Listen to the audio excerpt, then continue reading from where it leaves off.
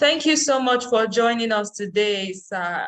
Mr. Olada Koshonaya, you will be talking to us about the ecosystem that is very, very unique that a lot of people don't talk about. We have seen the International Day for the conservation of mangrove ecosystem, but a lot of people don't even know what that means. So you're here and would like to understand what it means to us, especially in 21st century and for those of us living in the city. All right, thank you for having me. I appreciate this opportunity. So, International Day for the Conservation of Mangrove Ecosystem is a special day that's set aside by UN, usually commemorated on July 26th. And it's just, the aim is just to raise awareness about the global importance of mangrove ecosystem, talk about their uniqueness, talk about their importance to human existence, talk about their importance to the species. We have talk about their vulnerability in the ecosystem when they are degraded or over-exploited.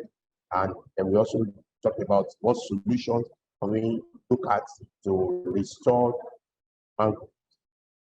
Okay, let's come to a practical understanding in layman term what the mangrove ecosystem entails, especially for those of us right now living in the city. So does it concern those living in urban areas or just those living in rural areas or everyone on earth at this point? Okay, so when we talk about mangroves, yeah, so you are talking about more coastal area. So you are talking about those trees that you have seen that they have their roots shoot out from the water a little above the ground level or the water level. You see them as if the roots are staggers and shrub together. That's mangrove. So that is a layman description of mangrove. So most of the time you see them around very massive water, swamp, and coastal area generally. So that's mangrove.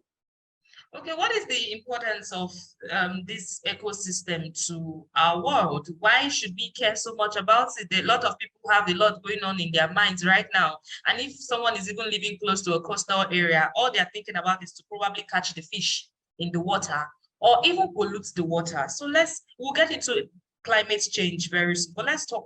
Why should people bother about the mangrove ecosystem? What's our business with that? I like the question. Why should you bother? Why should you care for it? What is the importance, when you have a lot on your head? And you should be thinking about the environment as part of the problem that we have. So mangrove provides shelter or habitation or habitat for species. 1,000 and over 1,000 species you can find around the mangroves. So when we degrade or overexploit the area or we destroy it, it means that those species don't have home again. All of us want to live in a comfortable home. Those species, those shrimp, those crab, those fish, and all manner of things all manner of marine lives that are around that area. When we destroy it, it means that we displace them, just like a regular human being. When anything happens and you are thrown out of the house or the building is demolished, begin to cry for, crying for help and all. So the same thing for this marine life. Don't let us look at them that, they're just, no, because they are very important. Now, the habitat is serve as habitat for species. Now, some of these species we have, they also serve as source of food for the community dwellers. So it means that when we destroy the place, we don't have food for the community dwellers. They also serve as source of livelihood for the community dwellers, because periwinkles that we use for Edeka income is gotten in this area. So you cannot imagine. Can you imagine Edeka income without periwinkle? It is not possible. You know that. So that it means that the ingredient is not complete, so to say. So we have a lot of these species that serve as food and their livelihood for these people, because these people pick some of these animals, some of these species and all around this place. So if they don't have them, it means that they don't have anything to survive. So mangrove also serve as, we call it the greatest carbon sinkers. So when we talk about carbon, we talk about the carbon dioxide that we generate, So mangrove absorbs. It's amazing. So, and we also have, mangrove also serve as a shore protection for this coastal line, for the shoreline. By having them, they have not been able to have the water encroaching into community and destroying the nearby communities we have. If those things are taken away, it means that the water will overrun the community, and that's the end. And also ordinary surge that will have happened in the water that will get the whole place devastated. Mangroves provide resistance to some of this surge. When we have heavy rain, the water system takes the water, and we're supposed to be having overflow of water from the rivers and the sea. I'm not sure we have, but because there's mangrove around those, it reduces that possibility of the erosion, you know. Okay.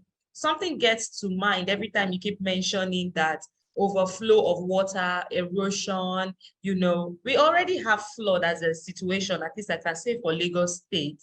And just as the rainy season is coming to an end, or even in the month of July, spanning into August, you can see that some houses, some areas are disrupted because of the flood. Are you saying that this mangrove ecosystem, if is tampered with, I'm going to ask you how we already tamper with it, you know, how people are already destroying it, ways in which people are destroying, but are you saying that if the destruction continues, that it's going to be worse than this? Because we can't deny the flood in Lagos, especially in Lekki and in those parts where water, they have water bodies in mass. So I'd like to ask that, are you saying that, you know, the disruption of this mangrove ecosystem is already affecting us right now? Yeah, so in some years ago, I think about 2018, the national body predicted that Lagos will be submerged by water in 2050 if care is not taken. And part of the care we need to take is conservation of mangroves. So, like I mentioned earlier, that mangroves, yes. You mean that water will cover the entire city? That's the prediction if care is not taken, because we are carrying out a lot of human activities that will lead to that if we are not taken. Currently, like you have mentioned, the issue of pollution, that we are having the coastal challenges. So if you come around Okwancha and some other coastal communities around those the beach area, you discover that the water has moved from where it used to be and move quickly. In fact, that's one of the reasons why Lagos State government and federal government are creating groins around the beach so as to stop the wave of the water, you know. So if we are not careful, truly, that the water will run, so the water will take over. So if we continue to destroy the mangroves, so it means that the water will be everywhere. Water will always find its level, as we all know.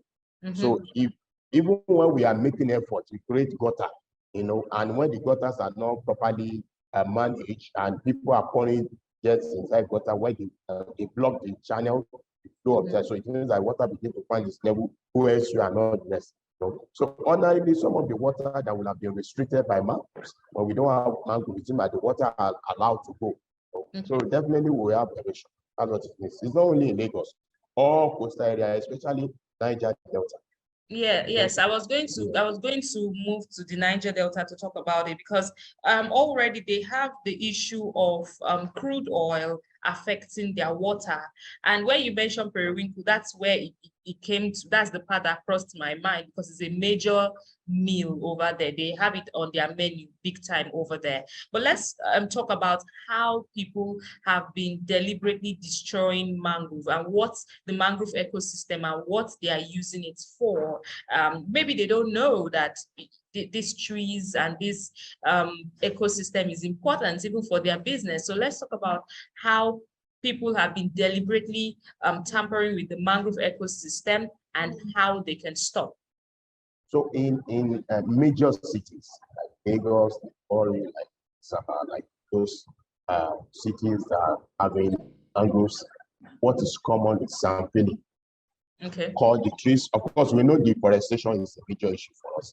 Everywhere we have opportunity, people want to cut the tree, either for development, either for personal use, either for firewood, whatever. So we are doing that one. That one is a general knowledge.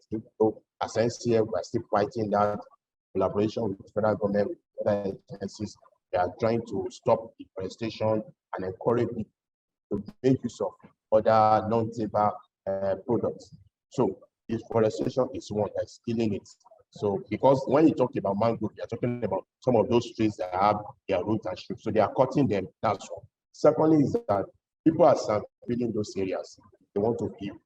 It's now the money backs or developers can come in and say, okay, give the government this money, or give this agency this money, said this way, they will fill the area. What they don't understand that they're causing damage to the ecosystem.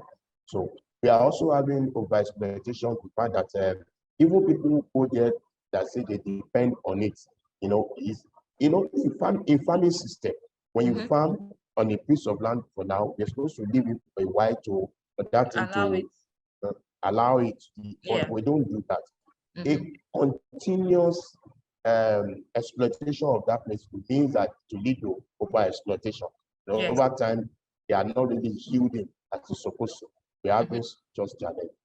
And then some other area that will have allowed the mangrove to exist, we are destroying those areas. So when we destroy the area, then we chase away the water from that area. Maybe we sacrifice some other side, the water will come here.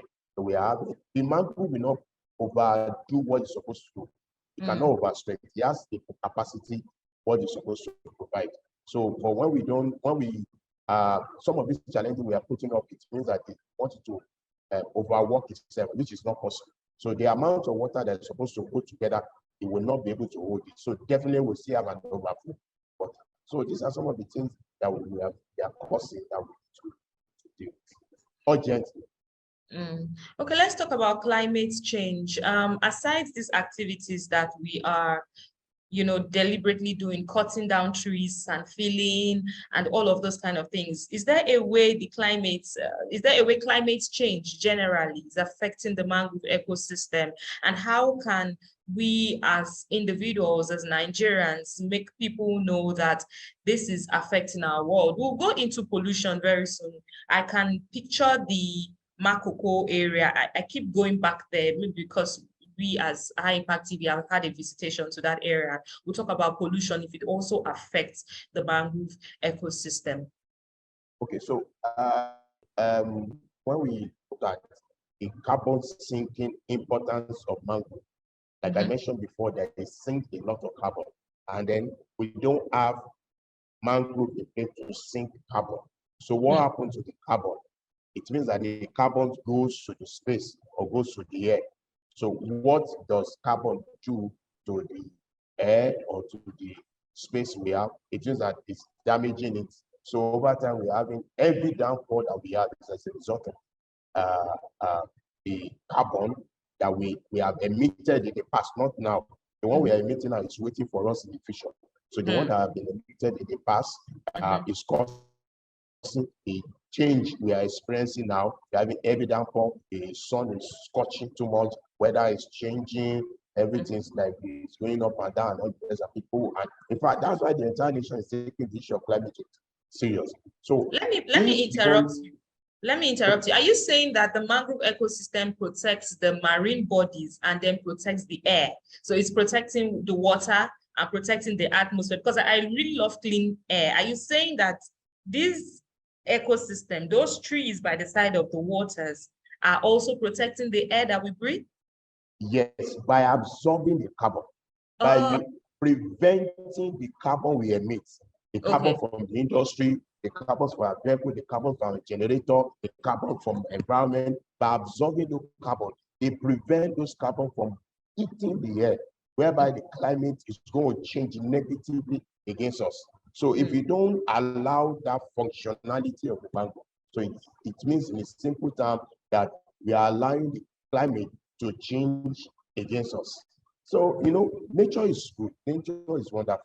What we just need to do is to allow the mangrove to perform its function, and then they have peace. But when we don't allow it, then we face the music. Unfortunately, it's not mangrove that's going to suffer. Anyway, for nature, we always find this way. Over time, if we look at what the Bible says in Genesis chapter 8, when we have the flood destroyed the world, Noah and his family were kept in the ark.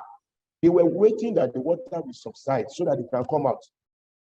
And then over time, you discover that the water abates or reduced, and over time, you saw that the plant began to grow again. Nature will always find its way. That's how God has created world. But we won't find our way. When there was erosion, according to the account of the scripture, everybody was wiped up, except those who hid themselves in the ark. So that's what is going to happen. Either we continue to destroy, although we are not saying we should, but if we continue to destroy, over time, mangrove may come back. Exist. It is man that will get destroyed. So the nature will still exist. Only that the nature will exist at the detriment of human.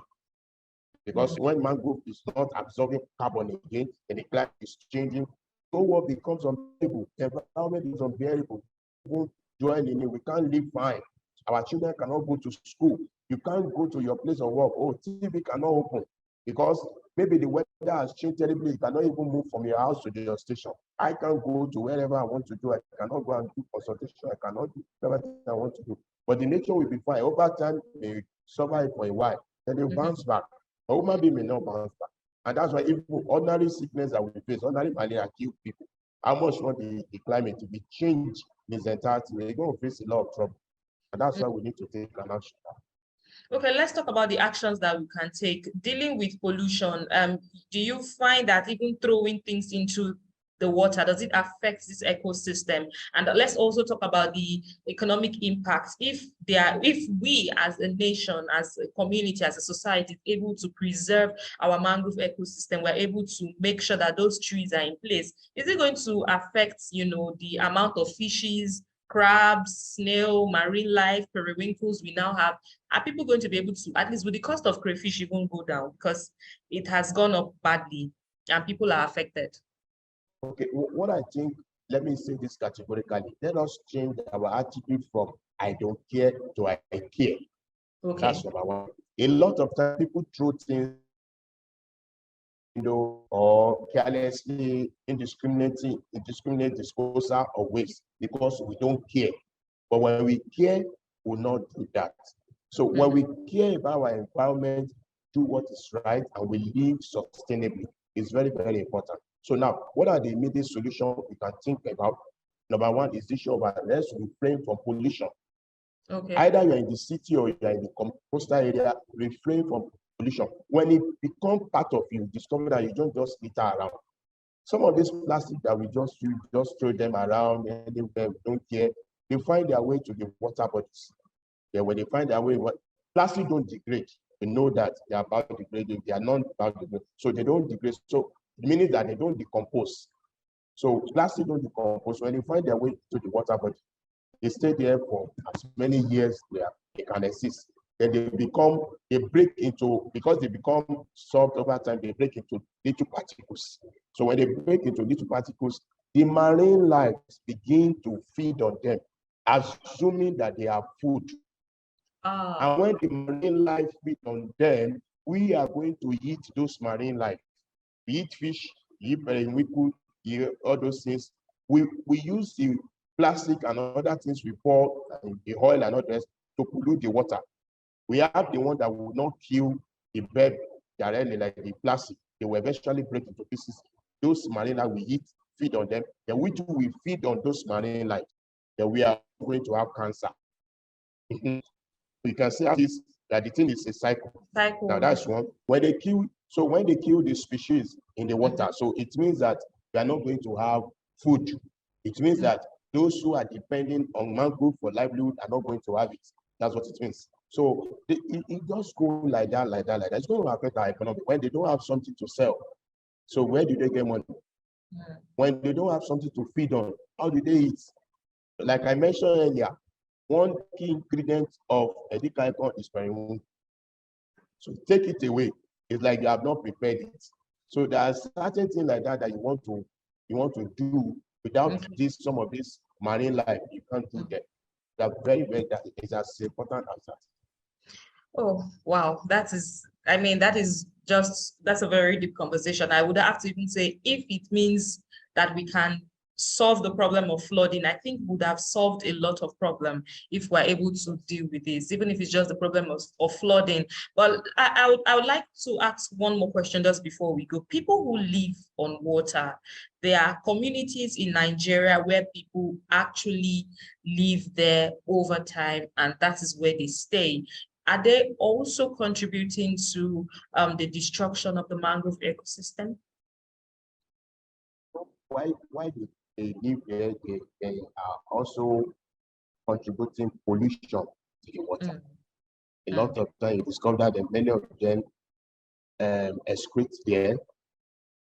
They wash their clothes, they pour the dirty water there. They do all manner of things there. They are polluting the water. So if we have them live around the mangrove and they are living on the water, they are polluting the water. So what they do is that pollution will eventually kill some of those life, some of those species, marine life. Because we cannot really measure the level of damage, it makes us think or feel that we are not really causing damage. And then sometimes you hear people like saying, that is how our forefathers have been doing it. But that's where we have lived all our life. What else do you want us to do? As if we cannot change. Excuse me, there was no university in Nigeria before. One day we woke up, we started from primary school, government started building primary school, we felt there's a need for us to be educated. Then we became educated from primary, we felt there's a need to move up. We had secondary school, then polytechnic, the university, and like that. So it means that we can actually change. What we just need to do is that, number one, people need to believe that they need to change. And secondly, government be ready to provide that change. Because if you say these people should leave the water body or leave that place, where will they go to? Many of them cannot even afford 3 square meters. Many of them cannot afford affordable accommodation, as little as 1 room. They cannot care for themselves. So government might need to come in. Government has the willpower. Government has the capacity to relocate these people. There was something, I will mention this because it's already in the past. Daniel did something very fantastic in the state when he was governor. He was expanding the road from Shagamu to Abeokuta. So there were a lot of community living along, because that road was just one lane. He wanted to expand it to make it work right. So he expanded it. There were certain communities that were very close to those streets. They destroyed their mud houses and built other fantastic buildings for them. You needed to see this thing. You need to see it. So, and they took them far away from the main road and took them into the more like in the hinterland. And they did that, and they constructed those things. Say, wow, that is how to treat people. Because if we tell them to relocate from that place to where, for them to be living in mud house, it also shows to you that they cannot even afford good house, good accommodation. That's what it means. So the government need to come. So when these people are living on water, government sees them. So what has government? We have land that government can relocate these people and support them. One of the things that NCF does is that we go to some of these communities, especially those ones who depend so much on the coastal area, the mangrove and forest, train them, give them skill empowerment, and we give them fund. Of course, we know we are NGO, so whatever fund is available for us is what we use. We give them fund to dissuade their mind on total dependence on forests and mangroves. But when they are not totally dependent and they have something else to do, they will not keep on destroying the forest or destroying the land. And that's also something that the government or even corporate organization can do. Just locate the community, and you think they are on water, you can relocate them. How much will it cost? Come up with it and relocate them. They will be grateful for it. They will be grateful, and you will have done the entire nation a service. And that's how it is. Thank you so much, Mr. Oladapo, for talking to us about this. The mangrove ecosystem is now very clear to us, and we will not deny that we no longer know what is causing flood in our cities. Thank you so much for having this conversation with us. I greatly appreciate it. Thank you for promoting environment matters. Thank you. Thank you very much. Bye-bye.